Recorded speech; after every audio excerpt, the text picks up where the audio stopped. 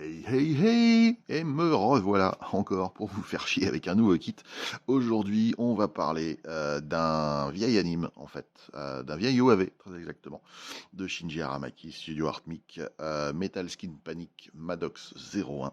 C'était en 1987, si je ne dis pas de bêtises, et je peux en dire, parce que j'ai rien révisé, et je m'en fous. Euh, la maquette est sortie il y a très très peu de temps maintenant, quelques mois, chez Good Smile Company, n'est-ce pas? Nos amis de Good Smile, dans la gamme Moderoid, que vous voyez là. La boîte est assez conséquente, avec une superbe illustration, comme en son habitude, de Merci Rabbit. Merci Rabbit, qui est un artiste japonais qui fait justement des illustrations un peu pour tout, qui a fait notamment aussi du Mospeada pour les dernières gammes. La boîte est très sympa, avec de l'artwork, la photo du modèle monté. Alors, faut pas croire, c'est une échelle 1/20e. Donc, on va se dire, ouais, 1/20e, c'est gros. Ouais, 1/20e, ben, notre petit ami le Maddox, puisque c'est le nom du méca, Maddox 01, et ben, il fait 12 cm une fois monté. Donc, on a une grosse boîte pour quelque chose qui fait 12 cm. C'est une boîte plastique un peu souple, mais beaucoup plus solide que certaines. C'est une boîte tiroir. Donc on va ouvrir ça tranquillement. Alors j'ai déjà regardé un peu les sachets, je les ai pas enlevés. Ce qu'il faut savoir, c'est que j'ai acheté également le coffret Blu-ray, puisque ça a été réédité en Blu-ray aux États-Unis.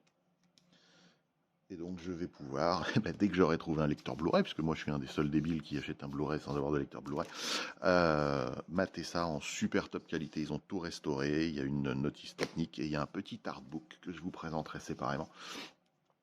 Qui reprend des dessins de production, et ça c'est plutôt cool, parce que pour faire des maquettes et les redétailler, parce que de temps en temps il faut rajouter un peu de détails, et ben on en profitera pour regarder un peu ce que Shinji Aramaki avait dessiné en direct. Donc une notice très, très simple à étaler sur le plan de travail, n'est-ce pas? C'est ce genre de notice m'agace au plus haut point. Alors là, je fais exprès de faire l'andouille, hein, voilà, mais c'est vrai que c'est super pas pratique, quoi. Donc on ouvre le premier volet, ok, on a les grappes, d'accord, pas de souci, on a les grappes. Comment appliquer des décales, si vous voulez, je ferai un tuto sur comment appliquer des décales. Moi, je m'y prends à la barbare et ça marche. Et ensuite, ben, on attaque le montage à proprement parler. Voilà, rien de compliqué. On voit qu'il y aura des mains qui seront échangeables. Donc la notice est issue a priori des plans 3D, donc ça a l'air d'être assez logique et compréhensible. Les couleurs sont modélisées, donc logiquement on ne se trompe pas non plus. Voilà. Assemblage final. Blabla, stand. Mais je pense pas que le stand soit inclus à l'intérieur, hein, mais au moins il est prévu qu'on puisse utiliser un stand. Donc comme c'est un mecha qui a un mode vol, à peu près, enfin c'est pas un mode vol, c'est un mode Overcraft, quoi. Il survole. Et voilà. Ça, c'est comment remplacer les pièces pour faire justement le mode vol. Vous voyez, avec les bouts d'ailes qui servent d'ailerons qui sont un peu repliés, avec des gros slats, donc des hypersustentateurs, des volets hypersustentateurs, comme en aviation, hein. Shinji Aramaki est très fan d'aviation à la base. Puis de robots. Voilà. Ouais, comment changer les armes aussi, ça va beaucoup plus m'intéresser, hein, pour ceux qui savent toujours pas. Les armes, et moi, c'est un peu mon dada. J'aime bien en rajouter quand on peut. Donc des jolies pièces jaunes pas beaux.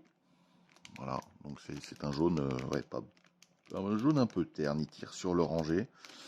De toute façon, l'idée ce sera de tout repeindre avec les bonnes couleurs. Alors, sachant que le plastique là est quand même moulé dans des couleurs à l'œil assez proches de ce que moi je connais à l'écran, qui est une version remasterisée DVD.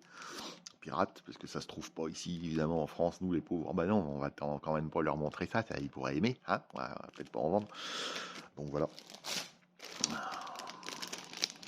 Des micro-grappes, mais ça doit être très certainement de l'ABS.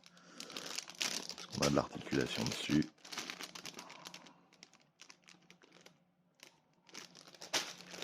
Enfin bref, voilà, il y a beaucoup de grappes, mais des petites grappes où il n'y a rien dessus, quoi. Enfin, c'est à un moment donné, est-ce qu'il y a une volonté de produire d'autres modèles issus sachant que de cette variante-là, normalement, il n'y en a qu'un.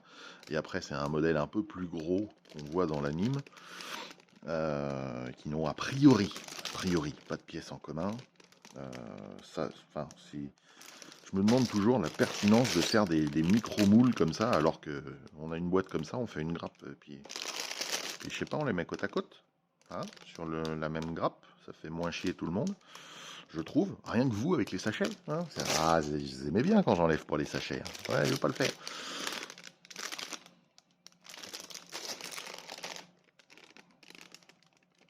N'empêche, pour du 1/20, le canon est pas si gros que ça, dans l'absolu. Après, les pièces sont, ouais, comme d'habitude, hein, pas de side molding. C'est moulé classique, mais j'ai l'impression que les accroches sur la grappe sont là où les pièces se mettent par-dessus les autres.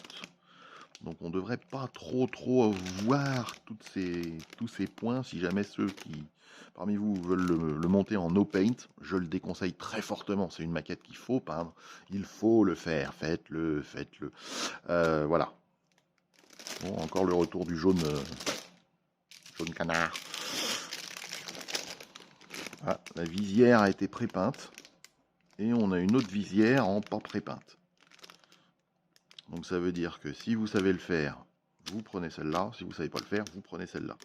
Et de vous à moi, pour avoir un verre uniforme comme ça, faut de la peinture transparente, hein, pas du verre classique. Et même avec la peinture transparente, c'est pas gagné d'avoir un résultat aussi net que ça. Eux, c'est appliqué par pochoir ou par trempage ou je ne sais, mais c'est appliqué directement par une machine. Que si on le fait, le mieux serait à l'aéro, mais on met une micro-goutte et puis on en met 2 fois plus. Mais pour faire un effet, par contre, à l'intérieur, c'est peut-être bien d'utiliser celle-là.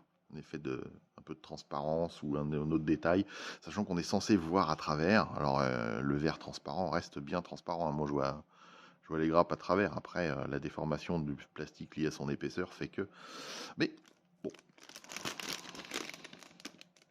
Mais bon, il y a du détail. Il y a du détail. Et en fait, je peux pas tout vous montrer parce que aujourd'hui, il a décidé de faire plein soleil. Et quand il fait plein soleil, eh ben, j'y vois rien. Voilà. C'est pour ça que je peins la nuit. Et donc, bravo pour vos oreilles. Voilà. Là, on est sur clairement du caoutchouc sur les bombes de munitions. Alors, à peindre, ça va être la merde. Mais pour la dynamique de la chose, c'est une bonne idée. Donc, voilà ce petit kit. C'est un petit kit qui coûte quand même assez cher, hein. On est dans les 55-60 balles hors frais de port.